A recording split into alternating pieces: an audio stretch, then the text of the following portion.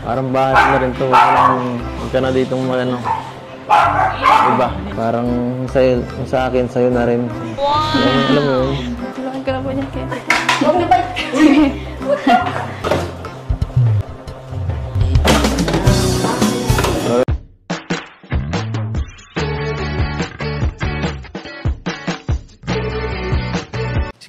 Si Kuya Jens, ano yan, reactor natin yan.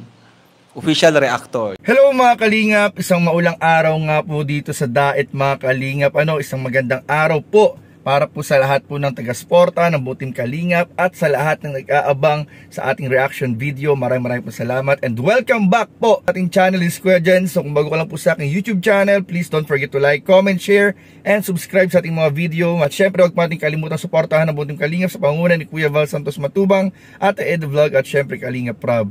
At para suportahan din po ang aming mga kasamahan sa buong Team Kalingap. Nandiyan po ang K-Boys, Kalingap Partner, Kalingap Reactor at lahat po ng charity vloggers sa buong Pilipinas na tumutulong sa mga kabayan natin na lahat mahihirap. Suportahan po natin lahat guys. So ayun mga Kalingap, ngayong araw po ay bibigyan naman po natin ng reaction video at panonoodin po natin ang ilang video clips sa upload po ni Kalingap Prab sa huling pagbisita po ni Viancy sa bahay po nila Kalingap Edu at ng kanyang future mother-in-law mga Kalingap. Talaga nga naman mga Kalingap, nakakakilig po ang tambalang Edsi, lalo po mga Kalingap sa pagpunta po at pagbisita po ni Viancy sa bahay po nila Edu, na makikita po natin mga Kalingap kung gaano kaganda at kabuti po ang kalooban ni Viancy mga Kalingap. At makikita rin po natin mga Kalingap ang mga pagkilos ng tambalang Edsi habang nandyan ang mama ni Kalingap Edu.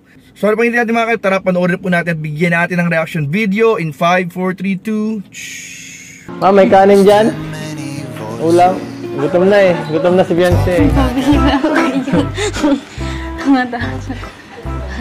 Paghain natin at ako.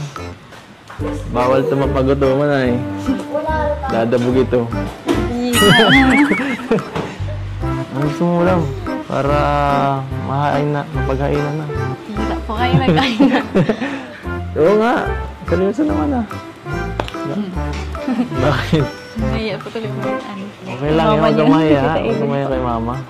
Parang bahay na rin ito. Huwag ka na ditong ano. Diba? Ano yun?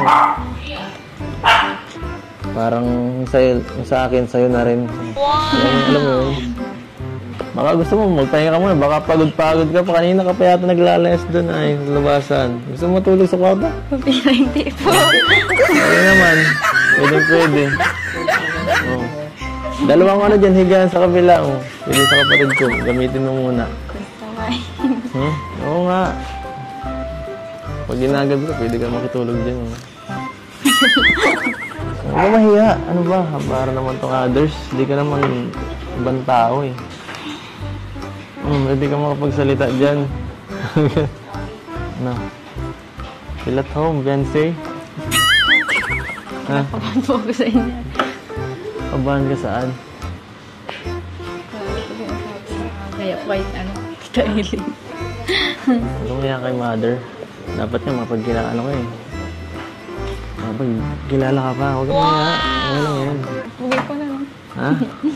Tutoy pa ako dyan. Tutoy nga. Kinakain ka pa yata dyan oh. Busog na eh. Tulungan ka na po niya kaya. Huwag na ba? Alis dyan. Dito ka nga sa labas. Mupo ka na lang. Huwag ka nang tulong. Sige na po. Meron pa naman oh. Madami. Huwag ka na ba? Sige, hala ka na doon. Dumi ka, papasa ka. Magpapalakas guys.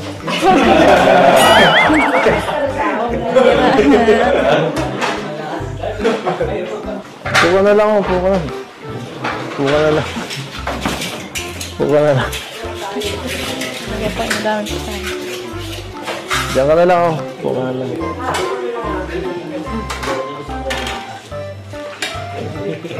Puka na lang. Puka na. Relax ka lang. Wala namang nananakit dito. Wala na ang bahay natin. Hindi po kasi kayo nag-ugat. Ha? Binag? Hindi ako nagugat. Okay ka lang? Kain na ka pa dyan na ano, di mapakali. Ito, sige na ko. Nalalaga. Kaso kulang ang kanin niya. Yata. Di mo na nagsasarain pa dito ay. Sakto lang. Bahaw yan guys. Kain ka na. Kain na. Ha? Bahaw lang. Sige po. Subo. Subo ka. Kain po kami doon kanina. Ha? Nagkain po kami doon kanina. Ay, isa pa. Isa pa. Bawal dito ang hindi kumakain. Upo ka. Oh. Yan. Kumoy, kumain ka. Oh. Ayaw kumain mo. Sige po. Hindi ka marunong. Hindi yata ito marunong kumain. Ay. Ikaw po magkain na. Kumain ka. Oh. Wala. Kain na guys, kahit konti lang sakit. Diet niya.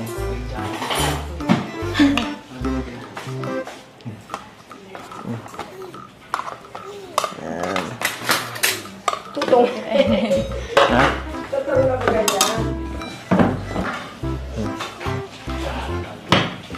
Yan. Kain sa bahay. Oh. Okay. Ano?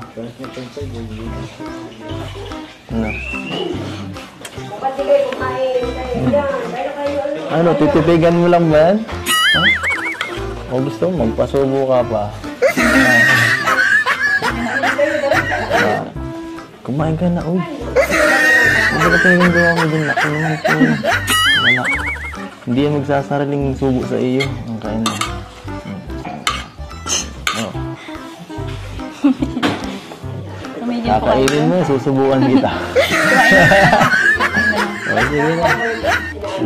Baka gusto mo, nagsubukan pa ang gusto mo yata. O, subukan tayo. Subukan, bilis. Bilis.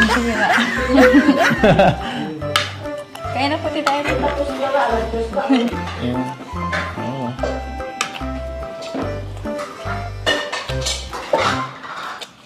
Huwag mo laruin yan. Bakit? Ayaw mo ba? Ayaw mo ng ulam? Mabilis ako. Nagkain na nga po. Busog po sabi ko baga kanina. Ayaw daw.